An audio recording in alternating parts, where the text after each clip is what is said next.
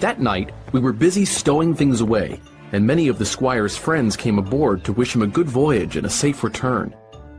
Members of the crew were making their preparations for the trip.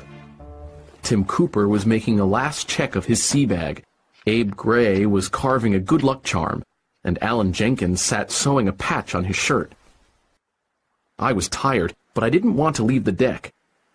Everything was so exciting, from the captain's commands to the glimmer of the ship's lanterns.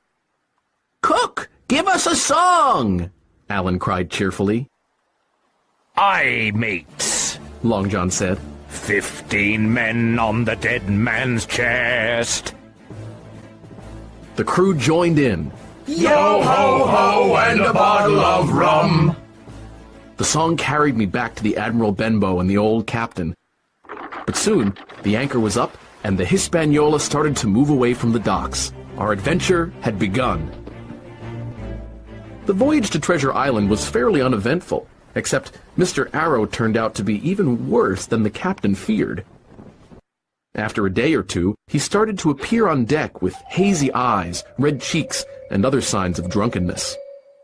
Time after time, he was ordered below deck in disgrace. "Where does he get the rum?" Dr. Livesey wondered. "I've asked him," I said. "When he's drunk, he laughs at me, and when he's sober, he says he only drinks water." "He's useless as a first mate and is a bad influence on the men. At this rate, he'll soon be dead," the doctor predicted. So nobody was much surprised or very sorry when one dark night he disappeared and was seen no more. "Overboard?" the captain said. "Well, that saves us the trouble of putting him in irons."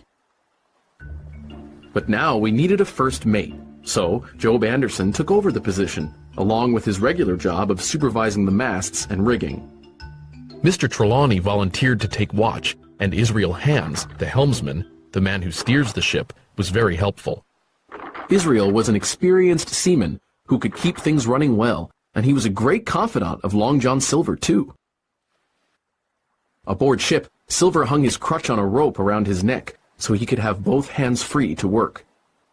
Even in stormy weather, Long John could walk back and forth from one side of the ship to the other using ropes he'd rigged across the deck. "He's no common man," Israel told me. "He's strong as a lion and can speak like an educated man when he wants to." Long John was always glad to see me in the galley, which he kept spotlessly clean. His parrot, named Montego, was in a cage in one corner. "Come in and sit down, Hawkins," Long John would say. "Montego here is predicting a successful voyage." The parrot screeched. "Pieces